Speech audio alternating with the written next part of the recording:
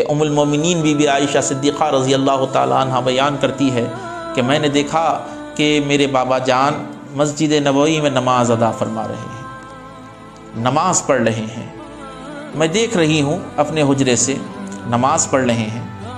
اتنے میں مولا کائنات سیدنا علی شیر خدا مسجد میں آ کر ایک جانب بیٹھ جاتے ہیں۔ فرماتی ہیں کہ میرے بابا سیدنا صدیق اکبر رضی اللہ تعالی عنہ اب مولا کائنات کے چہرے کو تک رہے ہیں۔ آپ نے نماز پڑھنا چھوڑ دیا اور مولا کائنات کے چہرے کو تک رہے ہیں۔ جب مولا کائنات وہاں سے رخصت ہوئے تو میں اپنے بابا جان کے پاس گئی اور عرض کرنے لگی کہ بابا آپ مولا علی شیر خدا کو ایسے دیکھ رہے تھے، ایسے تک رہے تھے، اس کا ماجرا کیا ہے، یہ معاملہ کیا ہے؟ تو آپ نے ارشاد فرمایا کہ بیٹی معاملہ یہ ہے، ماجرا یہ ہے کہ نبی کریم صلی اللہ علیہ وسلم نے ارشاد فرمایا کہ علی کے چہرے کو دیکھنا بھی عبادت ہے۔ یہ عبادت کا شرف کون حاصل کر رہے ہیں؟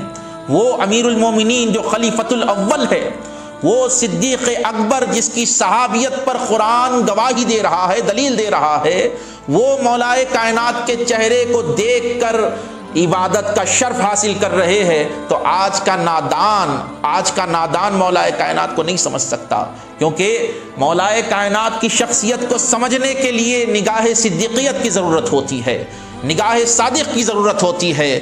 اب یہ آج کے دور کے خارجی ناصبی کذاب لوگ مولا کی فضیلت کو کیا پہچانیں گے، مولا کائنات کی شخصیت کو یہ کیا سمجھیں گے؟ آقا پاک علیہ الصلوۃ والسلام کے یہ مقدس گھرانے کے فرد اور مولا کائنات سیدنا علی شیر خدا کے بارے میں حضور نے ارشاد فرمایا کہ ہر کسی کا تعلق الگ الگ جھاڑوں کی شاخوں سے ہوتا ہے، میں اور علی ایک درخت سے ہے، میں اور علی ایک نور سے ہے، میں اور علی ایک کڑی سے ہے۔ اور یہاں تک کہ آپ نے ارشاد فرمایا یا علی لحم کا لحمی دمو کا دمی، ارشاد فرمایا کہ اے علی تیرا گوشت میرا گوشت ہے، تیرا خون میرا خون ہے۔ اور یہاں تک کہ آپ نے ارشاد فرمایا کہ میری اور علی کی ایسی مثال ہے جیسے جسم اور سر کی مثال ہوتی ہے، جسم اور سر کی مثال ہوتی ہے، جسم اور سر کی مثال ہوتی ہے۔ اور غایۃ الاجابہ کی ایک روایت آپ کے سامنے پیش کرتا ہوں کہ ایک صحابی رسول آئے اور نبی کریم علیہ الصلوۃ والسلام کی بارگاہ میں عرض کرنے لگے۔ حضور اپنے صحابہ کے درمیان بیٹھے ہوئے ہیں، وہ صحابی نے عرض کیا کہ یا رسول اللہ، آپ کو اپنے صحابہ میں سب سے بہترین یعنی پسندیدہ کون ہے؟ اپنے صحابہ میں آپ سب سے زیادہ کس کو پسند فرماتے ہیں؟ صحابی رسول نے عرض کیا اپنے صحابہ میں آپ کس کو پسند فرماتے ہیں سب سے زیادہ؟ اللہ کے نبی علیہ الصلوۃ والسلام نے ارشاد فرمایا ابو بکر صدیق کو۔ پھر وہ سائل نے کہا، وہ سوال کرنے والے صحابی نے پھر کہا یا رسول اللہ ان کے بعد؟ کہا کہ عمر ابن خطاب، کہا کہ ان کے بعد؟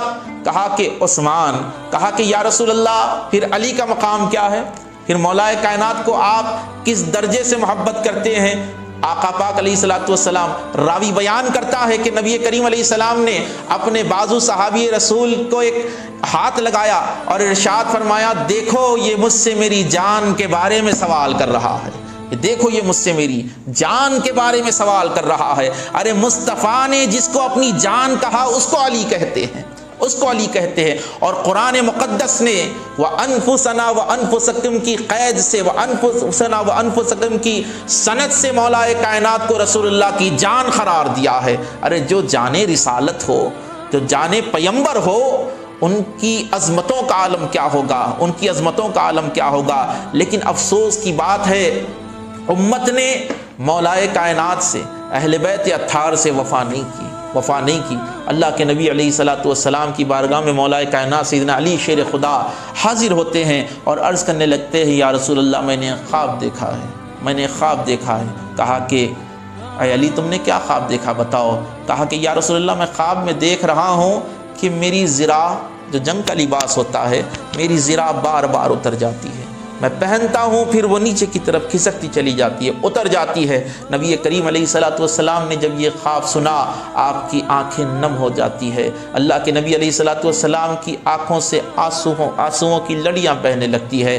آقا پاک علیہ الصلوۃ والسلام کی آنکھوں سے آنسو نکل رہے ہیں۔ مولا کائنات نے چہرے اقدس کو دیکھا اور عرض کرنے لگے کہ یا رسول اللہ رونے کا سبب کیا ہے؟ حضور رونے کا سبب کیا ہے؟ آقا پاک علیہ السلام نے ارشاد فرمایا کہ یا اے علی تمہارے خواب کی تعبیر میں ہوں، تمہارے خواب کی تعبیر میری حیات ہے، میری حیات ظاہری ہے۔ علی وہ جو زرا تیرے جسم پر ہے وہ ہم ہیں، وہ زرا جو تیرے جسم پر ہے وہ ہم ہیں۔ ان قریب ہم اللہ سے ملنے کے لیے جا رہے ہیں، ان قریب میرا انتقال ہونے والا ہے۔ اے علی تیرے خواب کی تعبیر یہی، تیرا خواب یہی بیان کر رہا ہے کہ میرے بعد میری امت تجھ کو ستائے گی، تب تجھ کو کوئی بچانے والا نہیں ہوگا۔ آقا پاک علیہ السلام نے مولا کائنات کی اس خواب کی تعبیر بیان کی اور آپ کی شہادت کا